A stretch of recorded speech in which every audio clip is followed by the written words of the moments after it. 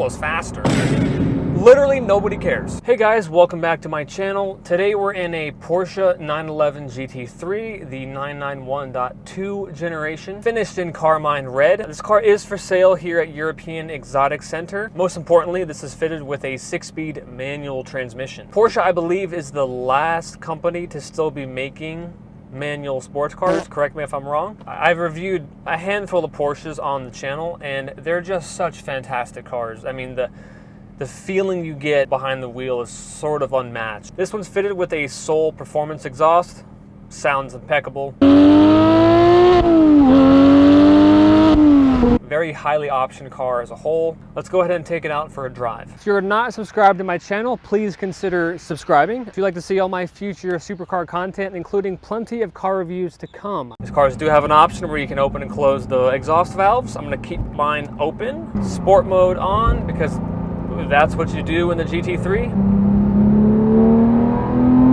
Starting off, we have a 4-liter naturally aspirated flat 6 at the rear, 500 horsepower. 0 to 60 with the manual is about 3.5 seconds. I think with the PDK, it's around 3 seconds. Top speed is 198 miles an hour. Downshift. Oh. Clutch is super light. You just don't want it to. Revs to 9,000 RPM, and it just keeps going for eternity. Oh, sport suspension on.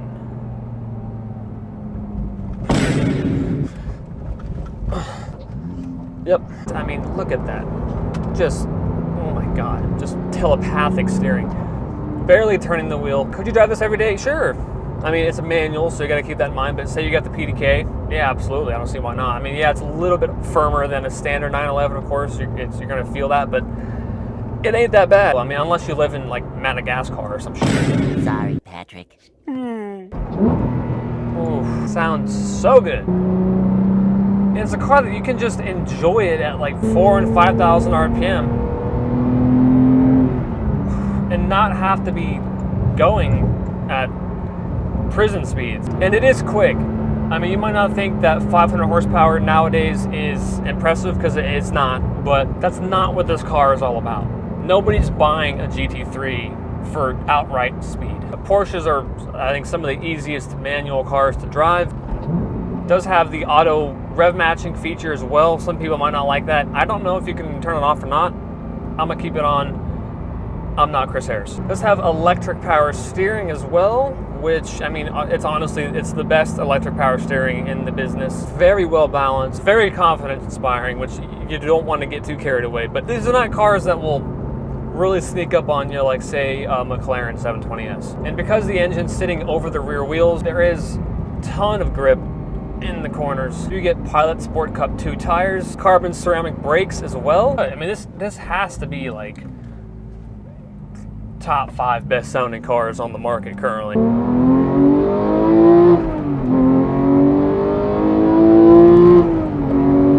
Just the best thing ever.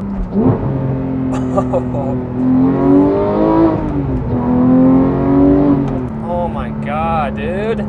My Tesla's faster. Literally nobody cares. There's a reason people are still buying these cars, knowing that. Everybody knows that a Tesla Model 3 is going to be faster, 0 to 60.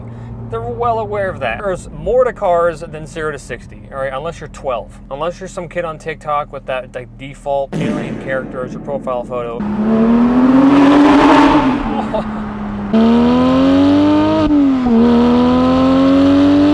The feeling you get behind the wheel of, I mean, really just any Porsche, but the GT3 especially, there's so much reassurance and sort of confidence behind the wheel because it feels so well made and so well put together that you just feel like you're on top of the world. You know, there are some other exotics that are flashier, faster, louder, just more exotic. But when you're behind the wheel, you can't help but think, okay, that panel gap is kind of off. There's some creaking there, or the AC vents are starting to fall out.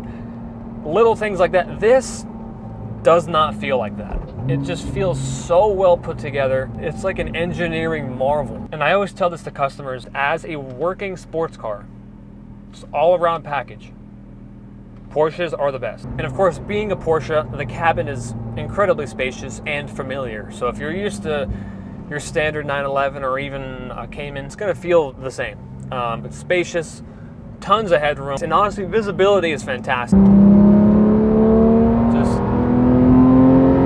That was 5,500 RPM. I had a long way to go. And the grip is astronomical.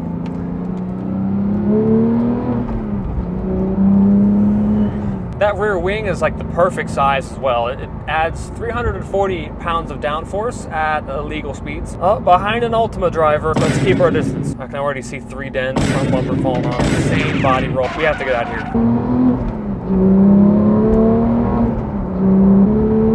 And this Soul exhaust sounds incredible. Stock exhaust already sounds lovely, but at this, I mean, and it's not too much. I mean, I'm taking these corners at crazy speeds right now. This is, oh my God, dude. Just so dialed. If there's one word to describe this car, it's dialed. So again, this is the .2 generation of the 991, and so therefore, compared to the first gen, it has 25 more horsepower, slight facelift, and rear butt lift. A revised transmission if you're getting the PDK.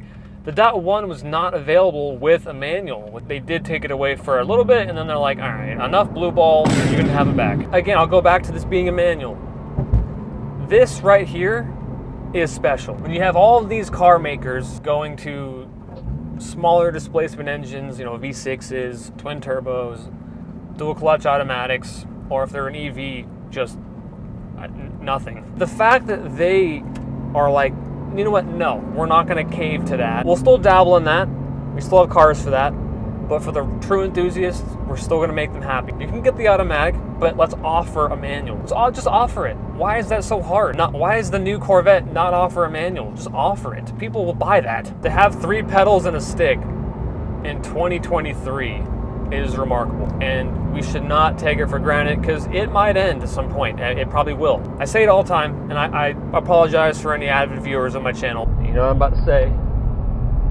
It has the perfect amount of power for the street. It's all you need. You don't need more than this. And this being a Porsche, you're not gonna be bombarded with attention. I mean, you'll get some attention from like genuine car people that are like, oh my God, GT3, because people salivate over these cars on social media and everything. You see it all over the place. But from like a non-car person perspective, I mean, they'll say, oh, it's a nice red sports car. You'll blend in a bit more, which if you're going for that, is a positive. But even still, there are hints of that classic supercar craziness that you associate with Lambo and McLaren. For example, those rear carbon intakes, those look amazing. I mean, it reminds me of like a Diablo GT or something, or like a Diablo SE30.